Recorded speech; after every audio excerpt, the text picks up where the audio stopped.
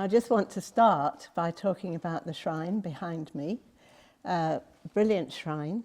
My talk is called The Wilderness, and you can see much foliage and much green on the shrine. But as I was sitting here this morning for the first sit, and I was just reflecting that it was Christmas Day, and that in some places we'll be celebrating the birth of Jesus.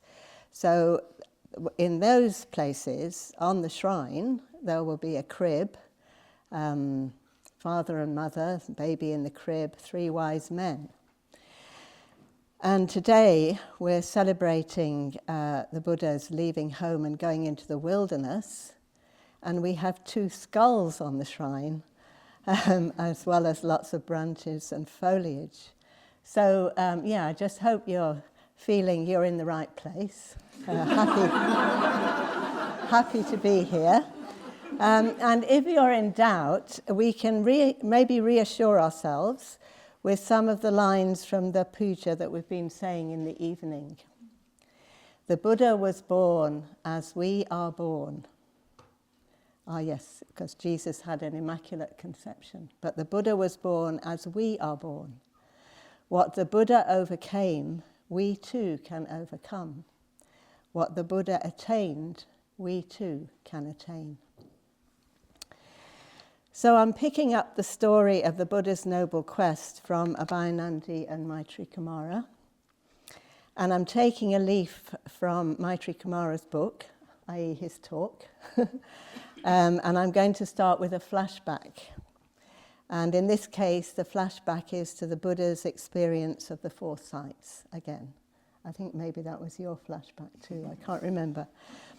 So the Buddha really seeing, as it were, for the first time, an old person, a sick person, someone who had died, and a little later, the wandering mendicant. So there were many kinds of seekers after truth at that time in India. As a result of which the Buddha, seeing these 4 sights, his whole world is turned upside down. And in one version of the story, puts it in the Buddha's own words, as it were. It says, the first sight causes him anxiety, so that is the old person. And the Buddha says, thus old age strikes down indiscriminately memory, beauty, and valor. And yet with such a sight before its eyes, the world is not perturbed. And the prince returned to the palace, but so lost in anxiety that it seemed to him empty. So the second sight of the sick person causes him depression. This is the calamity of disease for mankind, and yet the world sees it and feels no alarm. Then he turned back with all feeling of joy gone and entered the palace, given over to brooding. The third sight of the corpse causes him great disturbance. He was like a lion pierced deeply in the heart with a poisoned arrow. So this version of the story continues that, unable to remain in the palace, he goes into the surrounding countryside with his closest companions and comes across a ploughed field, the grass all torn and cut, and lying in the earth dead worms, insects, and small animals killed by the ploughing. Seeing this, he felt a deep grief, as if it were his own relatives that lay there. And at the same time, he sees the worn and weathered bodies of the ploughmen and the distress of the oxen labouring with the effort of drawing the plough. He sees in one moment the suffering inherent in all of life, and the response arises in him of a deep compassion.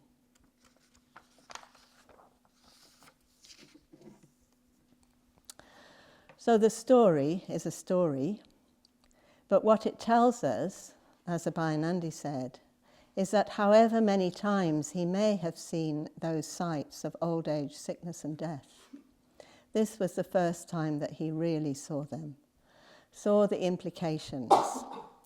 The first time that he let them in, allowed them to disrupt his secure and pleasurable existence. The first time he really deeply questioned the meaning of life. And having been so deeply affected, he feels the need to be alone, stops his companions from following him, and goes to sit at the root of a tree and reflects on the origin and destruction of all life. And as he reflects, we are told that the vanity of youth, the vanity of health, and the vanity of life entirely left him. And I have always found that such a strong statement.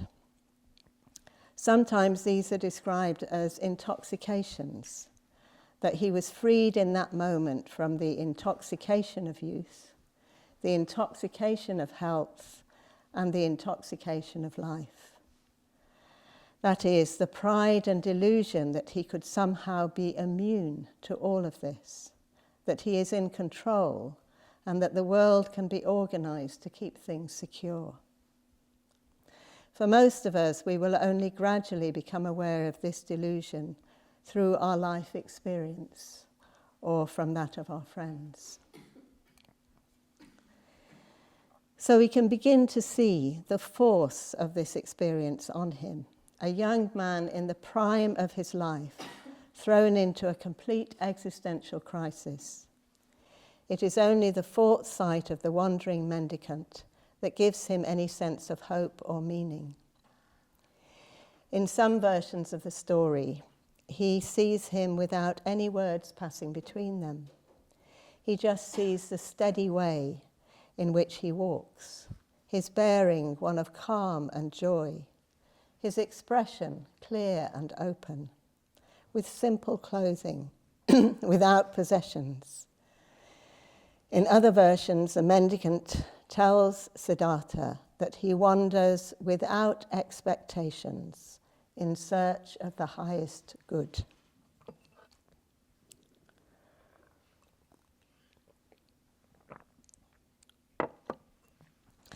And I was struck by Maitreyi Kumara saying that hearing the Dharma can be the fourth sight for us, that intuitive resonance. Sometimes it can simply be another person with more experience of practice than ourselves. The accounts of this period of the Buddha's life are often given in the form of reflections or conversations with himself. I really like this. It's very immediate, very human, this picture of someone grappling with their own experience and their own mind. So just a quote. The thought occurred to me, what if I, being subject myself to aging, being subject to illness, being subject to death, sorrow, impurity, seeing the drawbacks of aging, stillness, illness, death, sorrow and impurity, were to seek freedom from this bondage. So in my talk today, this is where we find the Buddha to be Siddhartha Gautama, as he was called before his enlightenment. So at the same time as he is shaken to the core by his experience, Siddhartha also has this vision of another way of being, a way of being that embraces the truths of death and suffering, yet embodies freedom, energy and calm, and a going out into unknown territory, into the mystery of life. His existential crisis turns his mind decisively towards a way of being that he intuits could make sense of both life and death. And he himself is determined to seek for truth and freedom. And he is alone. He's alone in that he has no companion. he has told his faithful charioteer to return to the palace. Alone in that he no longer has a recognizable identity. He is a prince by birth, or a nobleman by birth, but he is wearing the clothes of a beggar. I think you might have said that he exchanged his clothes with a beggar. Yeah? Yeah. And he's alone in that he's had an existential crisis which he can share with no one. He has seen deeply into the human condition, but he was not able to share that with his friends in the palace. And so he has a profound sense of his existential aloneness. And he's alone in that he has gone forth from all family ties, though not from metta and regard for his family. And many years after his enlightenment, he returned to Lumbini. His son, Rahula, was ordained as a monk. His aunt, who had cared for him after his mother's death, Mahaprajapati, was instrumental in the Buddha agreeing to ordain women also. She became a nun, as did his ex-wife, Yashodhara.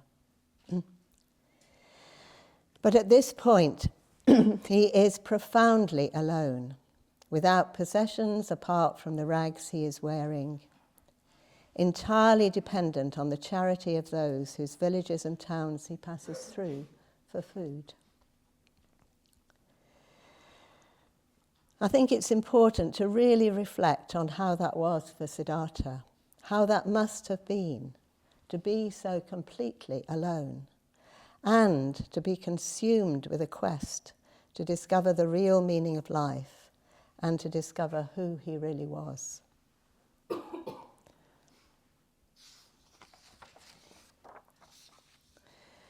While I was imagining how it would have been for him, something came up out of the blue in my meditation. This was while I was at home and I'd started thinking about the talk. And it was a surprise, a complete surprise to me. It was a memory of myself as a child with my mother, brother, and sister. I was born a few years after the Second World War ended. And at that time, in the 50s and early 60s, there would occasionally be a visit to the house from a tramp. They rarely knocked at the door, but they would just stand there until they were noticed. My mother would ask them to sit down on the front steps and then send us children out with a mug of tea, sandwiches, and when they had finished eating, newspaper for them to put between their clothes and coat for extra warmth.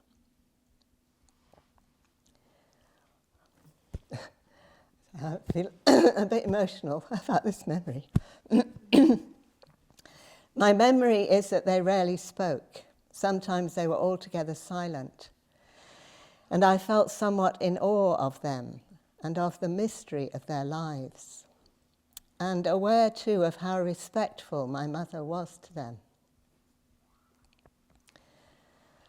Our house must have been on some kind of circuit where they knew there would be hospitality. In those days, they were also sometimes referred to as gentlemen of the road. And I realized years later that some may well have been shell-shocked soldiers.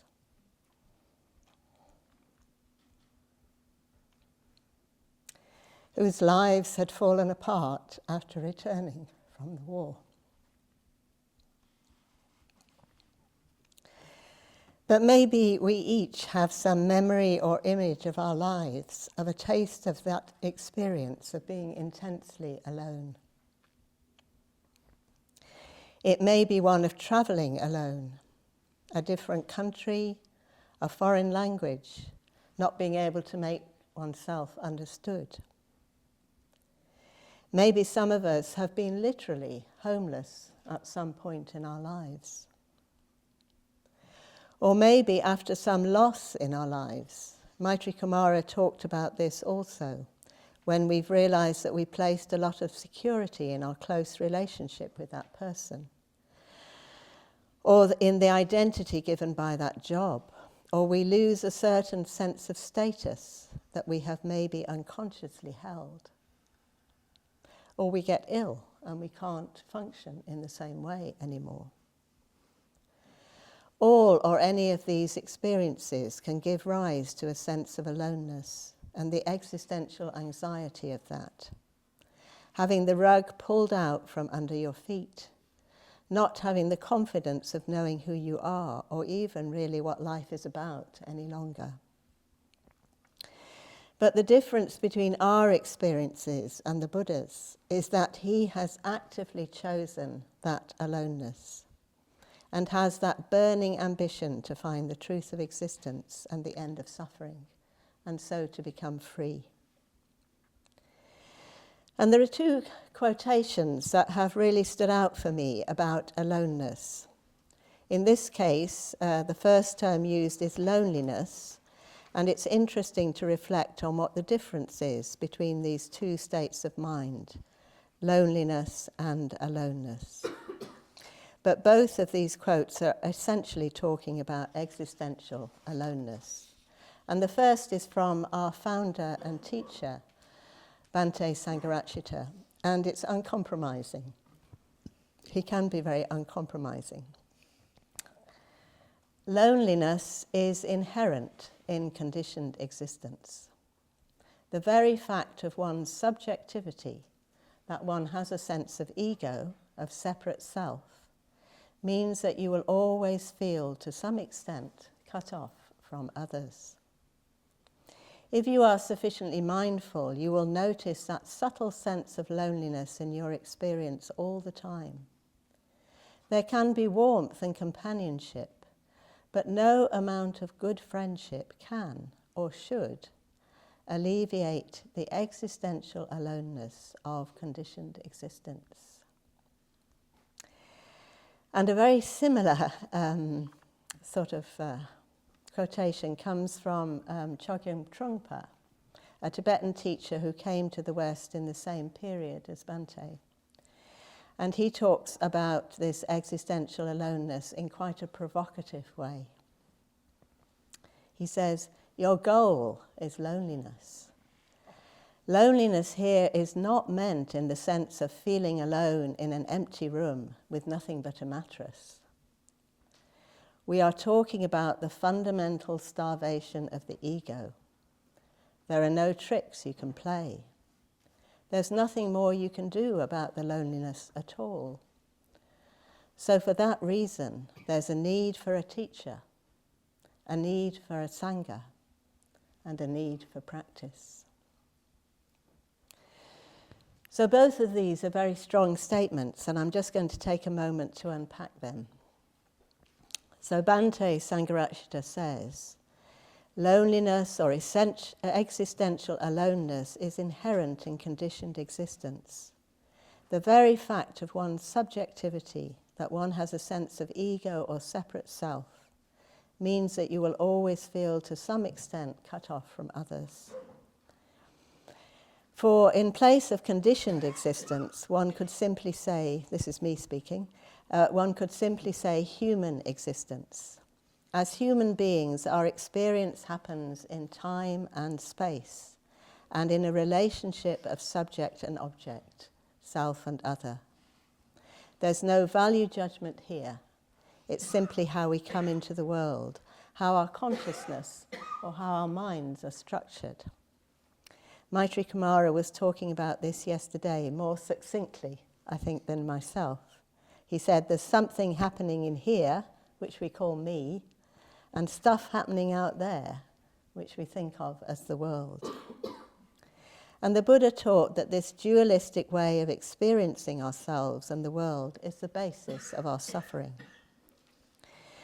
The sense of a separate self creates an insecurity which causes the need to protect and defend ourselves. Somebody has described this as a fragile ego in a sea of threat. And it causes craving and aversion, comparison of ourselves with others as being better than or worse than ourselves, creating arrogance or envy. The Dharma teaches that if we could see things as they really are, we would realize we are profoundly interrelated and interconnected. So what Bhante Sangharakshita is saying here, as I understand it, is that spiritual life and practice enables us to experience rather than avoid our existential situation. Rather than trying to avoid it, recognizing that experience is important, is necessary even, for us to practice in such a way that we gradually see through the delusion of a separate ego self, truly experiencing our interconnectedness and so freeing ourselves from suffering. And yes, Chogyam Trungpa expresses this more provocatively. He starts off by saying, your goal is loneliness. And he clarifies, he doesn't mean the kind of loneliness when we don't feel we have a friend in the world, that sense of feeling alone in an empty room with nothing but a mattress. I think it's such a good image, this. I'm sure some of us have experienced a time in our lives when we've left home, arrived somewhere where we don't know anyone, moved into an empty, unfurnished room with our mattress and maybe a few other possessions, and a feeling of quite intense loneliness at that time. But he says he's not talking about that kind of loneliness. That is not the goal. He says he's talking about the fundamental starvation of the ego. Maybe it's easier to relate to this if we think about what it means to feed the ego. I want this. I want that. I like this. I don't like that. So it's a situation where you don't have the kind of control to make sure you get what you want or what you like. The kind of situation that the Buddha was in when he went forth in nothing but rags, dependent on others for the gift of food or finding wild food in the forest. And Trungpa goes on to say, there's no tricks you can play with this kind of aloneness. That is, you can't fix the world to be the way you want it. Once you become aware of this experience of existential aloneness and recognize it as an inherent part of the human condition, then Trungpa says, there's a need for a teacher, a need for the Sangha, and a need for practice. So we need both. We need the Sangha. We need the support and friendship of our fellow practitioners. We need what we've got here on this retreat. And we need to be able to experience our aloneness. In Triratna, as well as in the wider Buddhist world, there is a tradition of solitary retreats. You go away from home, usually into the country for a week, 2 weeks, a month, maybe 3 months, depending on what's possible in your lifestyle and how experienced you are in practicing in this way. You can just start with a long weekend. And as far as possible, while you are there, you are out of contact with the wider world. So you turn off your phone and put it away in the drawer so you're not drawn to it. There's no set way of going about your meditation practice while you're there. Apart from anything else, just being there alone and out of contact with others is in itself a practice. You might decide on a program for yourself of regular meditation sessions, and you might like to try doing pujas on your own. There might be a particular Dharma book you want to read or talks you want to listen to. You might just want to sit with a cup of tea and look out at the view or walk in the countryside. So you're just alone with the experience of your thoughts and feelings, so that you become more and more intimate with yourself. Memories might well up from the past, and more present emotions, frustrations, joy, anger, sadness, longings, inspiration. Gradually, we are integrating all these different aspects of ourselves. The practice is to notice, simply to be aware of what's going on. It can be very interesting if we're feeling grumpy. There's no one else there to blame. It's just how it is, and it can change in a moment to unexpected joy and energy that seems to come from nowhere. We start to see that our states of mind arise and pass.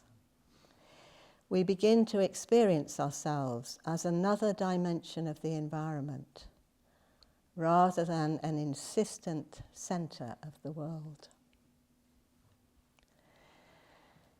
And on one of my first longer solitaries, in fact it's the longest solitary I've yet done, I had quite a strong experience of both loneliness and aloneness, followed by an equally strong experience of quite a profound interconnectedness. So I thought I'd just relate that by way of an illustration of how the practice of solitary retreats, of being alone, can give rise to a glimpse of the way things really are, which is just so different from our everyday minds. So I'd probably been meditating for a couple of years at this point, and had been on 2 short solitary retreats in that time. Yes, I think I might need my glasses.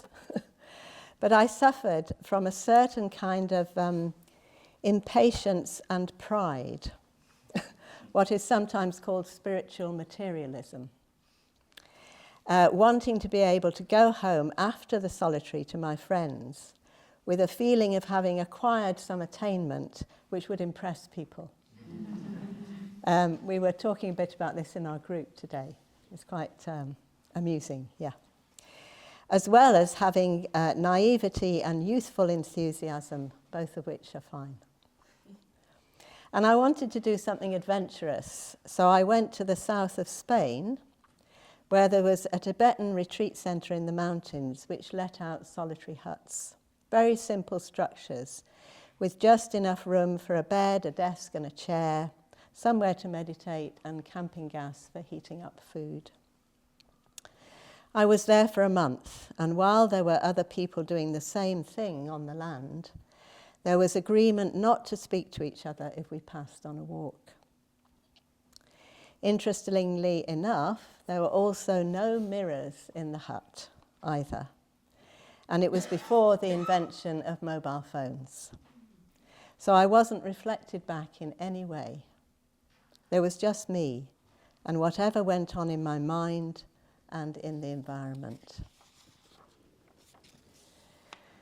Well, after the initial excitement, the first 3 weeks were a real struggle. A relationship of mine had ended unhappily some time before going on the retreat. So I experienced grief, anger, abandonment, lack of self-worth, more grief, more anger, blame, blame of the other, self-blame, and so it went on. Until I reached a point of kind of giving up. It was a sort of emotional exhaustion, I think. And somebody said to me from their own experience, something which I've always valued. When you touch rock bottom, that's when you've got something to stand on. So I carried on meditating. I carried on a routine that I'd established, which was that I'd have my lunch outside, sitting just outside my hut. When I'd finished my lunch, I'd write in my diary, and then I'd read a chapter from the life of the Buddha. So this book here, actually I found it in the library. Wonderful book. I can really recommend it to any of you going on a solitary retreat. And then I started writing in my diary, and then I burst out laughing at what I'd written. So what I'd written was, I have just eaten my dinner. So it was just a way, of getting started writing about my experience. So I have just eaten my dinner. And then that was such an absurd statement that I just burst out laughing, sort of gales of laughter. Because there was no difference between what I thought of as me, the wind blowing through the bushes, and a bird singing on a branch. And the experience was one of a deep sense of truth and of joy and freedom. So if I tried to articulate or explain the experience, the words just didn't adequately describe it. The nearest I came to it was to say that it was absurd to conceive of a self, an awareness that was separate from anything or anyone else in the immediate experience. We were just different manifestations of the same energy. But even to say that distorted the actual experience, which was as emotionally felt as it was revelatory. It was as much about love as it was about the truth of the way things are. So if this profound glimpse could happen for me after 3 weeks of solitude and meditation, how much more could the Buddha's aloneness bring to him?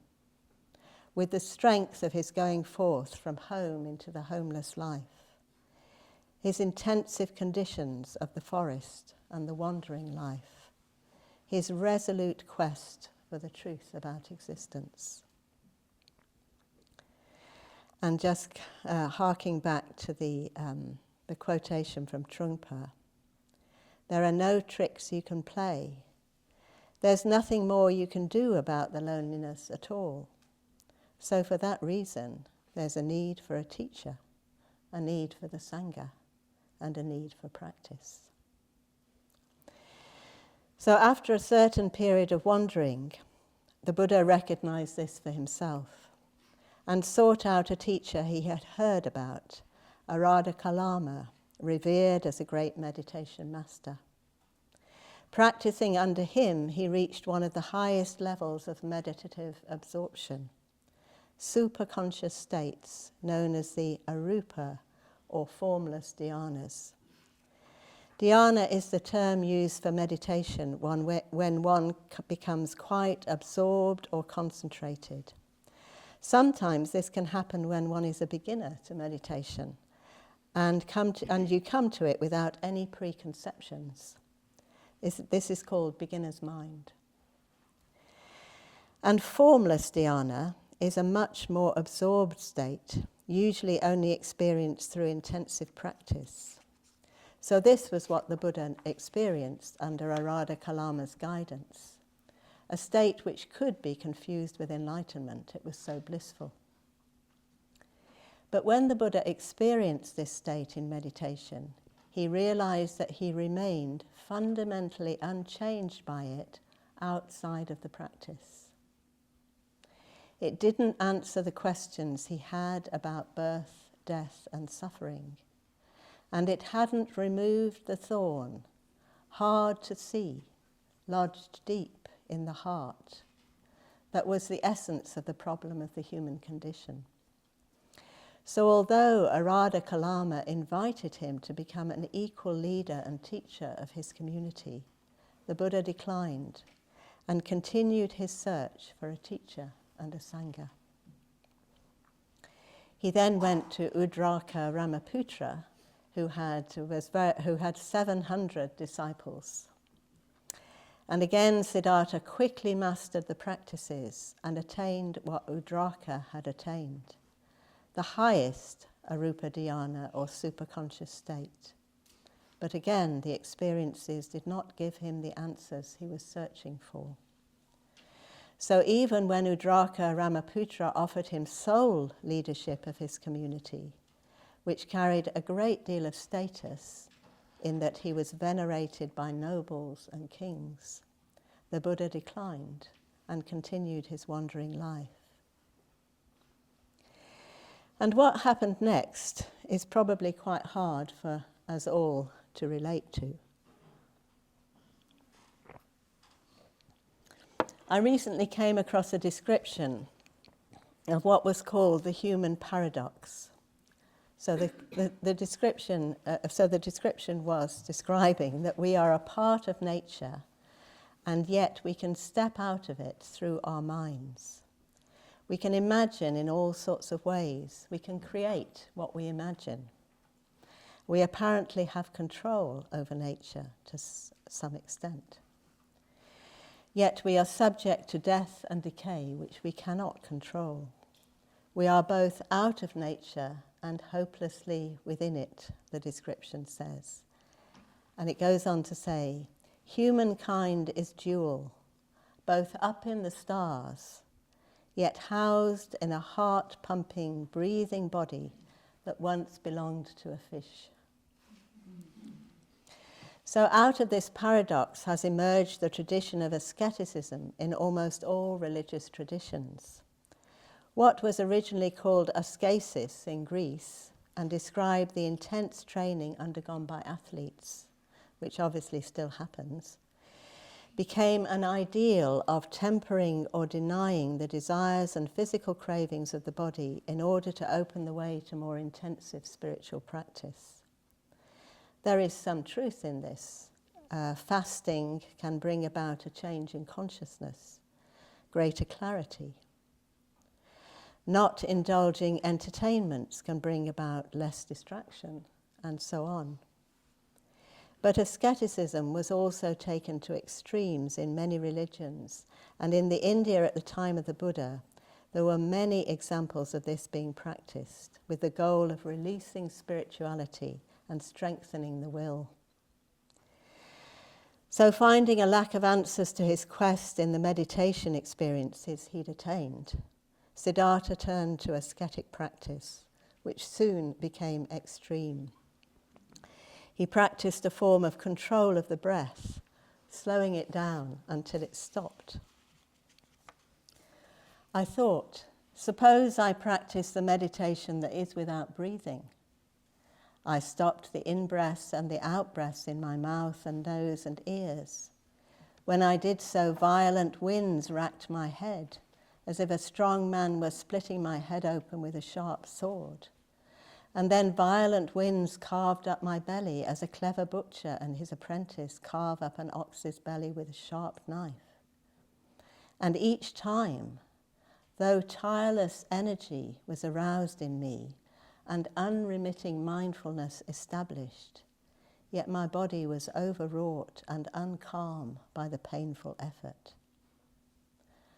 I thought, suppose I take a little food, a handful, and as I did so, my body reached a state of extreme emaciation. My limbs became like the jointed segments of vine stems or bamboo because of eating so little. My backside became like a camel's hoof, and the projections on my spine stood out like corded beads. My ribs jutted out as gaunt as the crazy rafters in an old roofless barn, and the lead of my eyes sunk far down in the sockets, looked like the gleam of water sunk far down in a deep well. My belly skin cleaved to my backbone. If I made water or evacuated my bowels, I fell over on my face there. And Bhante refers to this period in the Buddha's life as a spiritual cul-de-sac, which he explored exhaustively and asked the question, why? What was underlying it? Was it pushing himself to the limits of his endurance? But he says, Bhante says, he was trying to gain enlightenment by force of will, sheer force of ego-directed effort. The conscious mind took on to realize enlightenment, then tried to force this decision on the rest of his psyche. The rest of his psyche refused to cooperate, so his efforts were useless. And perhaps we could be aware of this for ourselves right now, whether we're trying to become absorbed in the breath or develop metta through force of will. Not that we shouldn't make effort, but effort needs to be directed towards the growth of the whole psyche. And Bhante says again, we need to unify our energies, and this includes the less conscious and unconscious energies, which are incorporated through myth and symbol, you could say as well art and poetry, by the exercise of the emotion and through devotion. So the Buddha then realizes, by this grueling penance, I have attained no distinction higher than the human state, no distinction worthy of the Noble One's knowledge and vision. Might there be another way to enlightenment? So in this weak, emaciated state, Shakyamuni came to his senses, you could say. And the way in which this happened is both moving and beautiful. And it's also related to a tree, as is his enlightenment under the Bodhi tree. In this case, it was a rose apple tree. Sometimes we talk about the rose apple tree moment. Something it's worth all of us remembering on this retreat.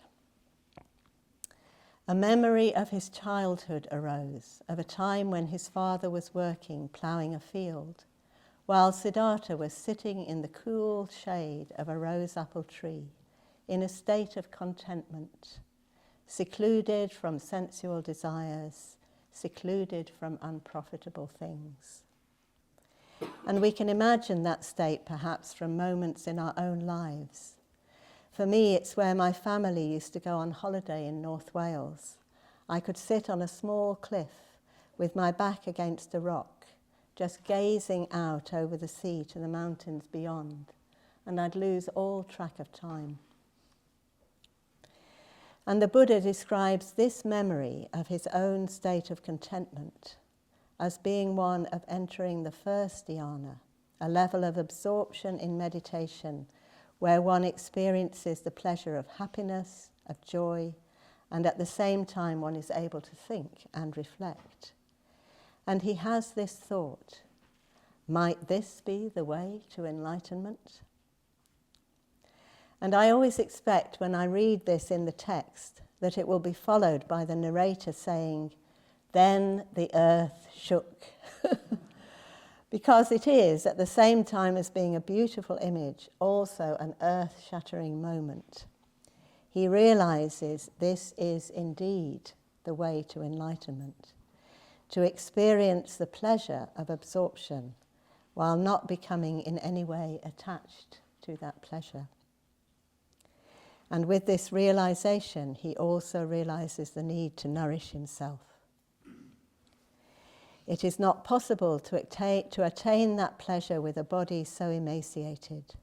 Suppose I ate some solid food. And as soon as he did so, his 5 companions who had been practicing austerities alongside him were disgusted and left. The monk Siddhartha has become self-indulgent. He has given up the struggle and reverted to luxury. So Siddhartha finds himself once more alone. In some later versions of the story, Sujata, a girl from a local village, discovers him near the Naranjara river and gives him milk rice to eat. Then he bathes himself in the cool waters of the river. No one could accompany him where he now wished to travel.